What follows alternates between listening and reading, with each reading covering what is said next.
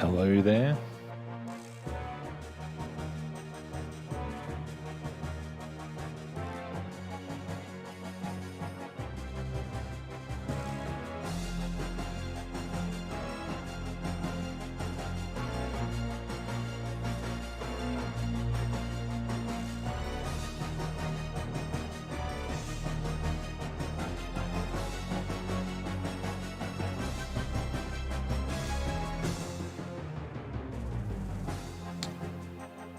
All right,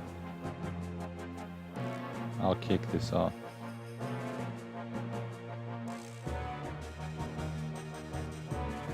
So, welcome to another stream of the game show. This time we're going to be looking at an absolute classic, none other than Blizzard Entertainment's 1995 hit Warcraft II. So this copy is the BattleNet edition. It was re-released in 2019, possibly 2018 from memory. Re-released by GOG.com. That was a major achievement for GOG, being one of the smaller digital distribution platforms that they managed to get the Blizzard games Warcraft 1, Warcraft 2 and Diablo for re-release on their platform. Because Blizzard's a distributor or a developer that's not typically known for outsourcing their distribution. So you can't buy any Blizzard games on Steam, anything like that. So GOG rightly has a good reputation in the classic gaming community, and I think that's how they managed to secure that little deal for themselves. Anyway, to start things off, let's have a look at the intro cinematic,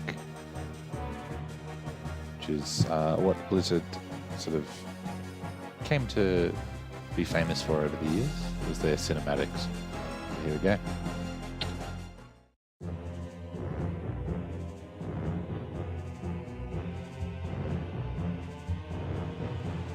The once mighty army of Azeroth lay among the blackened and charred remains of Stormwind Keep.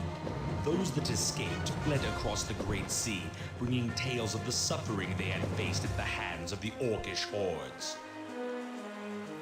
Hey, Corey.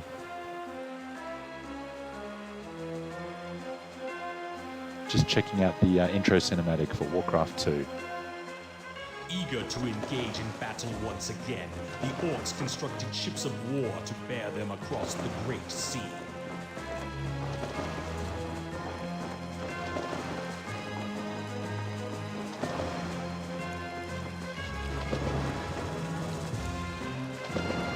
The Orcish warriors yearn for the sounds of battle to fill the air and look to the far horizon for new blood to spill. Using the weapons forged by their new Yeah, I'd be curious to know who this voice actor is, actually. He's got that, others armed themselves with that real sort of like edgelordy 90s air about him.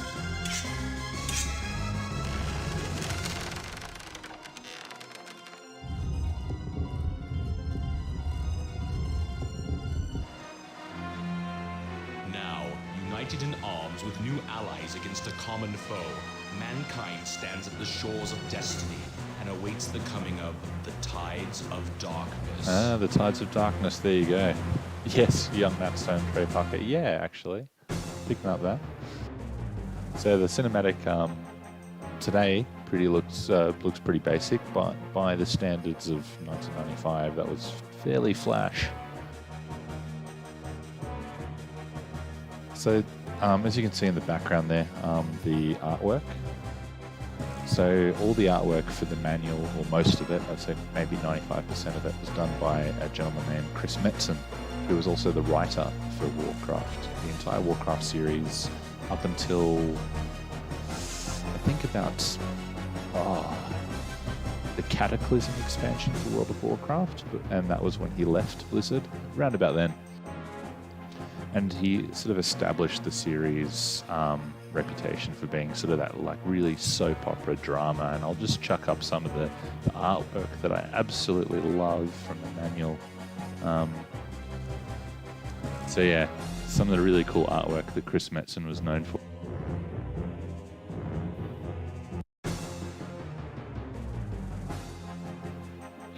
Yeah, so Blizzard's trailers have always been super high budget. I don't know if you recall the StarCraft II trailer that came out a number of years ago. That was phenomenal. You know, it was on par with Hollywood, you know, CGI, and they've always been really good with that sort of thing. But as far as advertising, Blizzard definitely did embrace advertising fairly early on compared to other developers. So there were TV spots for Warcraft 2.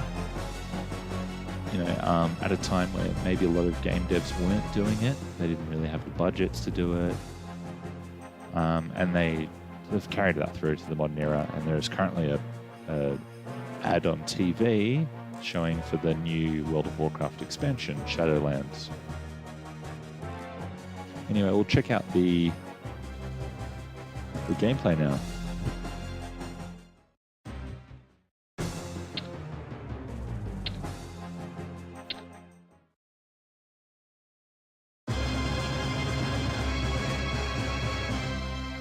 One thing I really noticed. Preparing to launch an assault against the mainland of Lord.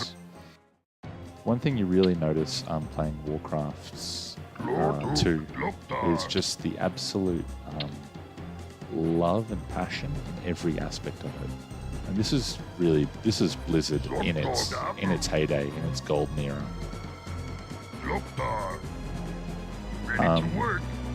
They were just, I mean, look at the artwork, the detail on those creatures. Every little unit has portraits. Everything's sort of got this beautiful cartoony style to it. Dune 2 created the genre, and Command and Conquer sort of refined it, both the Westwood games. And then all of a sudden you had Blizzard, this new developer sort of came out of nowhere, and they created Warcraft, the first time, Orcs and Humans, which was reasonably popular. And it sort of established their reputation. And then Warcraft 2, they just knocked it out of the park. The level of detail, the sort of quality of life features in the interface. As you can see down in the bottom there, where you mouse over something, it gives you a description of what that option does. So you got stop, attack, stand ground, and the highlighted letter is the hotkey for that. And Warcraft 2 is very much a game about lots of actions per minute. So it's a really minor feature, but I think it's just an example of really fantastic, well thought out design of highlighting the letter that represents the hotkey. It's, you know, there's nothing more annoying than having to memorize hotkeys for things by going back to the menu all the time and, you know, trying to remember where things are. It's really nice to have everything in front of you like that.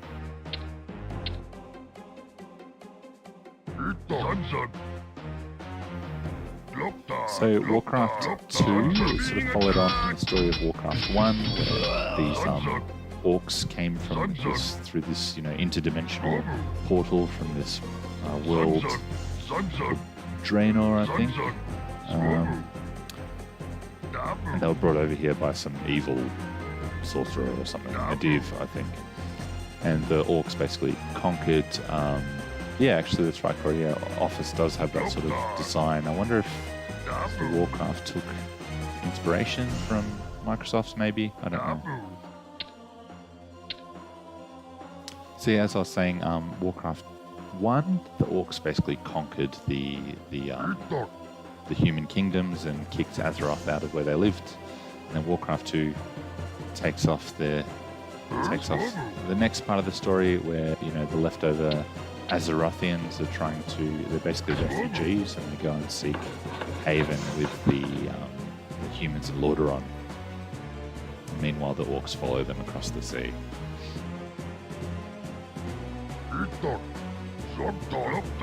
Yeah, the little the Orcish language they speak. Sort of, I think it was just gibberish that they made up as during the development. And then the cool thing is it's, I guess, so iconic that they sort of incorporated a lot of that language into their later games and sort of started to, I guess, retcon meanings for it. So Zug Zug means like yes, and there's a few little random things like that. So this came out in '95 and it was an absolute smash hit, and it really did redefine the genre, the RTS genre.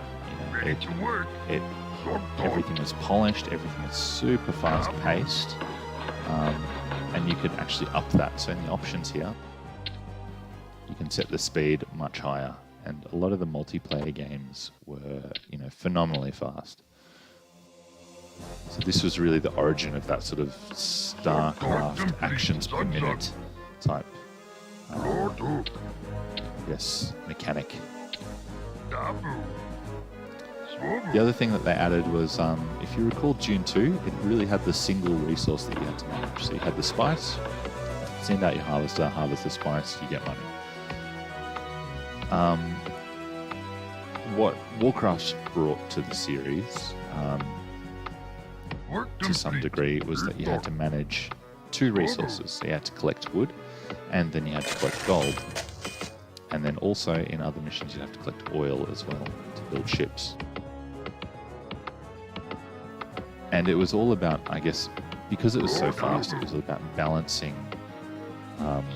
the sort of, you spend versus your resource input. And you had to ensure that, you had your ratios right of who's gathering how much. Because wood takes longer to gather than gold. But it's, it's not used as frequently, for example. And another feature was gold mines were this sort of static thing that you could just build up a base around them and protect them. Whereas the lumber, it sort of slowly deforms the map. So you could have a base here and the enemy's on the other side of it, and as you gradually chop through the trees, you expose yourself to the enemy base. So it was another thing to think about. One of my favorite custom maps that I used to play on was a map that was basically all trees with a little hole of land for your base. And then a gold mine that would basically have unlimited gold.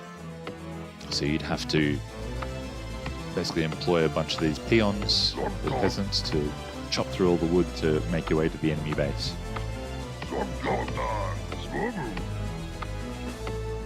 So after the success of Warcraft II, Blizzard then went on to make the famous, very, very famous game StarCraft, which is, I guess you could say, the game that's really credited with creating the modern concept of esports. And it was all about, that was where the sort of actions per minute really started to shine, I guess. Why haven't I won this yet? Oh, there we go.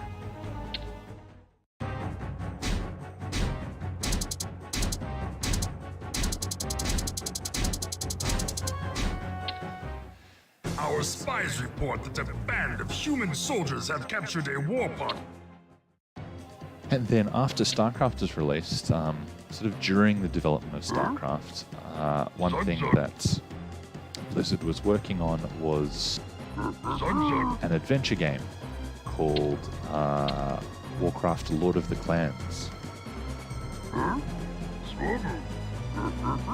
It was building on their penchant for sort of that epic storytelling, sort of fantasy soap opera type storytelling.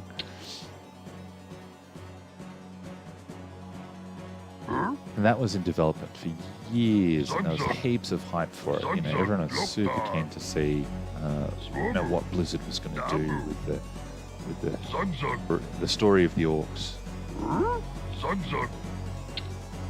And unfortunately, that never eventuated.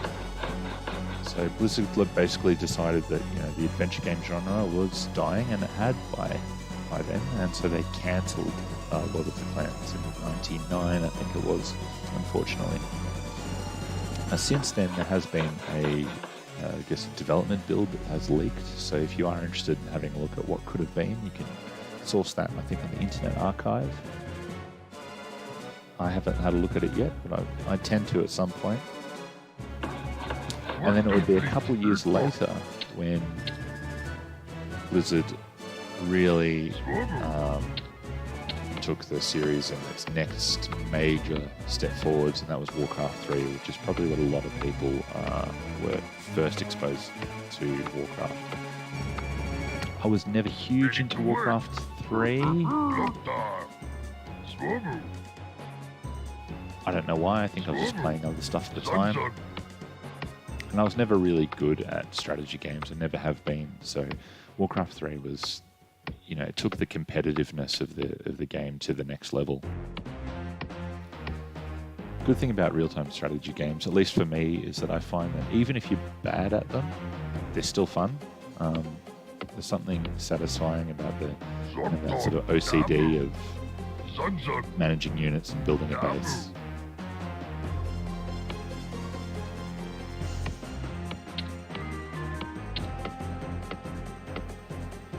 So yeah, it seems pretty simple by today's standards, I guess. Based on where the genre went with things like Age of Empires and stuff. But there's some major majorly influential ideas in Warcraft II that really did change the industry, and it sort of shaped where the industry went and where it's at today. So the Battle.net edition, which is this edition, it was sort of a re-release that Blizzard did. When Warcraft 2 initially released, it didn't have any internet multiplayer support. It just had, I guess, local area network multiplayer, and then there was a platform called Kali, which used to, I guess, simulate a local area network over the internet, and that was how people used to play online, and that was really, really popular.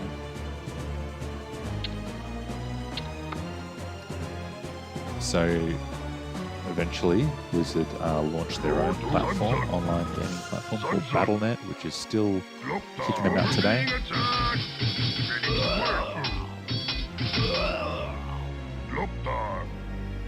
And the Battle.net edition basically had support for that.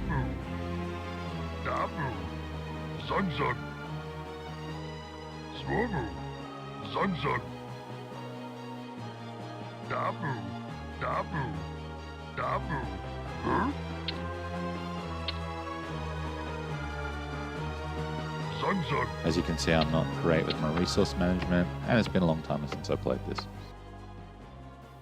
Another cool little feature that they had is there's actually none on the map that I can see at the moment, but they added critters. And critters are basically just these, creatures. They're usually animals that wander around the map. They add nothing to the gameplay at all. All they do is they give the world a lived-in feeling. And it really showed that sort of attention to detail that Blizzard's always been known for. They've always been known for their sort of the care that they put into their games. Well, the classic Blizzard. Today's Blizzard is a different beast. A number of years ago, Blizzard merged with Activision. And it was sort of a move that was, I guess, widely canned in the game community. People saw it as a bit of a, sellout move, which I understand. And their games did sort of decline in the review scores.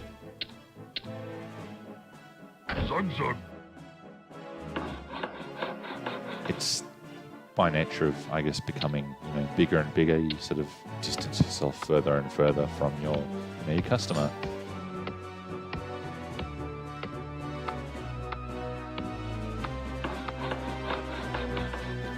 Anyway, I'm going to save that one, and we'll go check out the human side with a random map.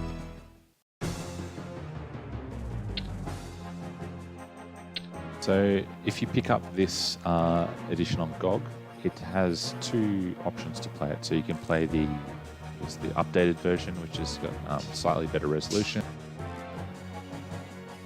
And you can also play the classic version. So the classic version is the only way you can play online now. And the only way you can play on Battle.net is to open ports on your router, which in this day and age is, look, not the smartest thing to do, really. But if you want to play online, that's the only way to do it. But it runs perfectly well on Overland. All right. Okay. Another little detail was when you constantly click units, they eventually get annoyed, and each unit has their own little voice files. And one thing, I didn't actually know this, but in the shareware version, so the demo, if you kept clicking on the footman, one of the things they would eventually, they'd say is sort of funny lines, and then one of the things they would eventually say was, "I'm much funnier in the retail version."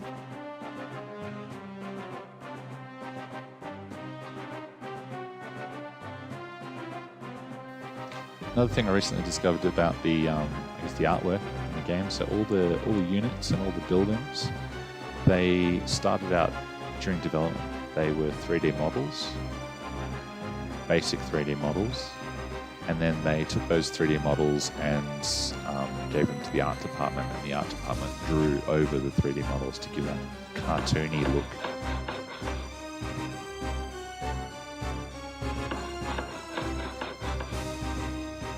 So yeah, the creative process is pretty in-depth, and it's something that Warcraft is famous for, its art style.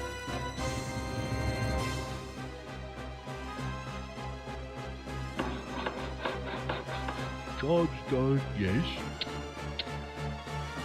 Yes, me lord. Another little cheeky tactic for Warcraft was you could build walls around your base, and the walls would cost X amount of resources, and they'd have X amount of hit points. And one of the tactics that people would do is, instead of using walls, they would just build farms around their base, because farms had more hit points than walls, and they cost fewer resources to build, and they would also increase your population limit. Hello. Okay. One of those early examples of gamers gaming the system. There's few things that can't be discovered by the brute force of millions of players playing the same game.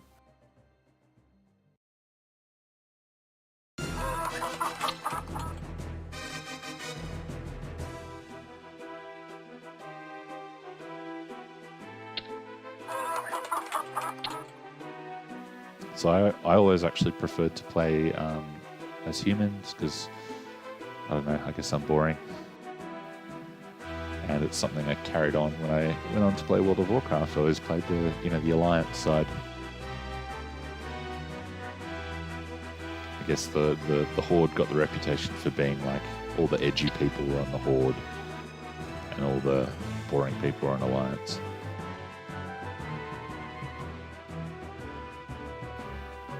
But Warcraft has become, it eventually became, and still is to this day, an absolute beast of the games industry. As far as I'm aware, there's not been a bigger game than World of Warcraft. And I think the reason it became so big was they really built up the love in the gaming community with the detailed story, the lovable characters, the beautiful art style. So when World of Warcraft appeared in 2004, I think, or maybe 2004, they had this already huge fanatical fan base.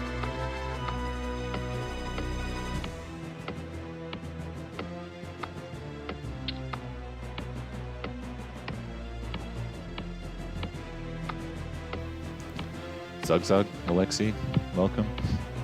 So we're just checking out, we're playing a random map with the humans at the moment. And as I was saying, I'm pretty terrible at RTS games, but hey, they're fun. There's just something about them that's fun, even if you're bad at them. Ready to serve, me lord. Yes, me lord.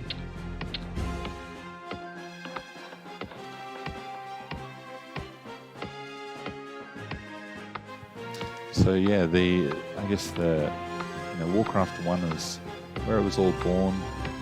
That Warcraft legend. Warcraft 2 was what really, I guess it was there, exploded onto the scene. Warcraft 3 sort of made the Warcraft series this famous bastion of the real-time strategy genre. And then World of Warcraft just turned the entire universe into this absolute juggernaut. At its peak in 2008 with the Wrath of the Lich King expansion, World of Warcraft had 12 million active subscribers.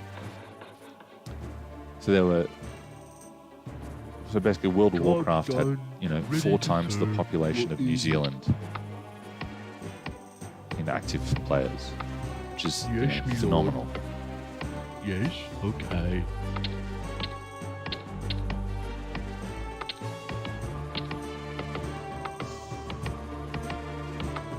Lord. Okay. Alright.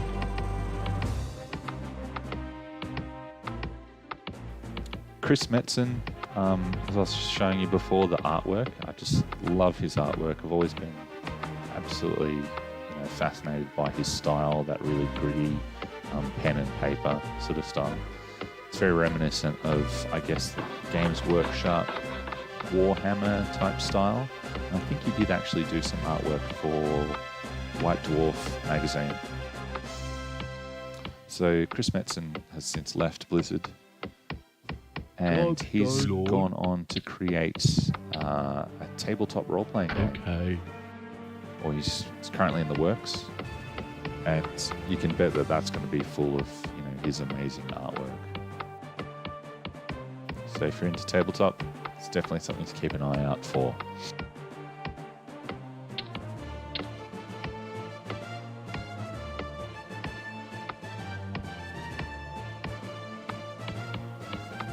Let's get some action. I'll try and use these footmen to go and find the enemy base. Awaiting orders. Yes? Yes. Yes? Yes, my lord. Job's done. As you wish. Job done. Me lord, I tell. Your orders at awaiting orders. Let's take 2 of them. At your service. You wish. At once, sire. Yes. At once, sire. Yes. Yes, my lord. Another thing yes, that was Warcraft 2, and wish. I guess the entire Warcraft series is known for, was a pretty active modding community. As you wish. So there was a very powerful map editor, which I couldn't actually get working for the stream. Yes, my lord. Yes. But yes, my lord. It was really powerful, and you could create entire campaigns with full-on scripting, and if you wanted to, you could add voice files to it. Really powerful stuff. Yes. And very, very easy to use. I used to spend ages. I probably spent more of my time in the map editor than I did in the actual game. Yes, my lord. At once, sire. At once, the town is under attack. Uh-oh. Great thing about Warcraft 2 as well is that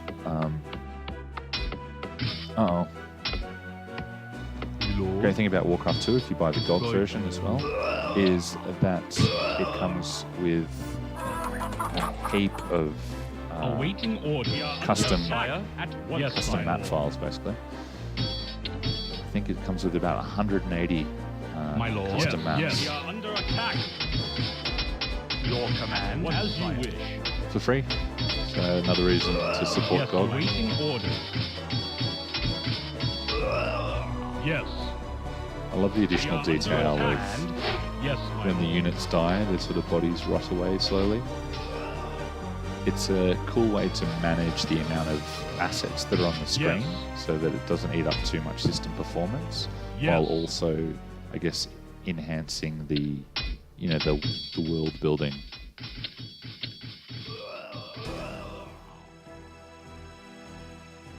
Your As command. you wish.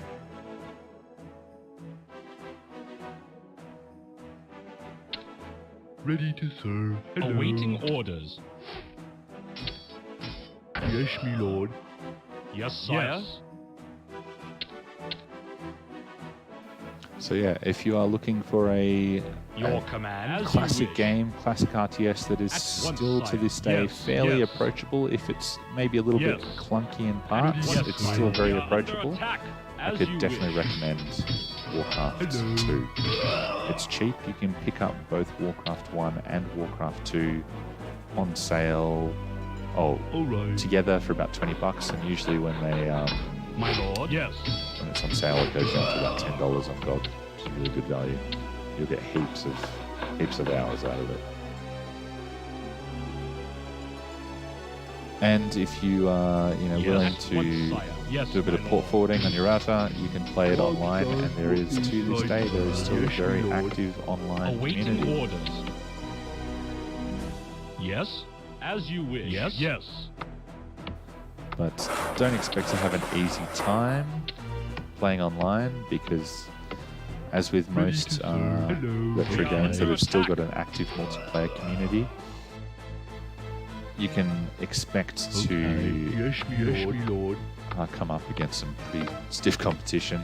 Most of the people still playing have been playing non-stop since 1995. Get some range units.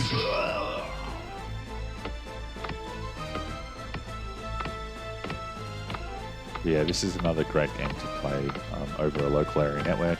Get some friends together, yelling at each other from across the room. It's I heaps of come fun. to serve. Your wish? Move out.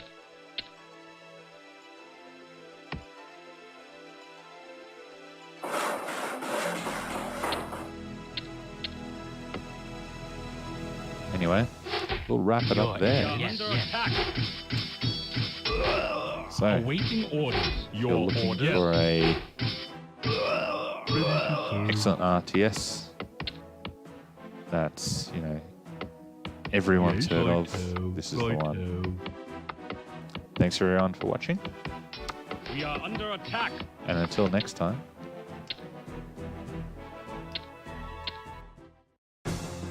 feel free to hit me up if you've got any ideas for the next game. And I think the next stream next week will be probably the final one for the year. I feel like it'll be the 10th stream, and the final one for the year. I think 10 is a good number to end on. So I might want to go for something really classic, really iconic.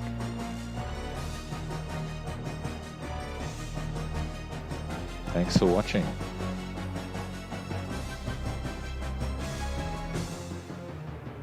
Yes, maybe some sort of Christmas game. There's a Christmas edition of Jazz Jackrabbit, if you've ever played that.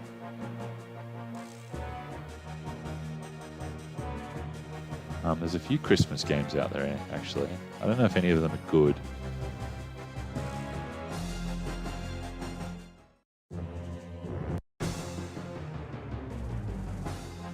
Anyway, thanks for watching, everyone, and I'll catch you next week.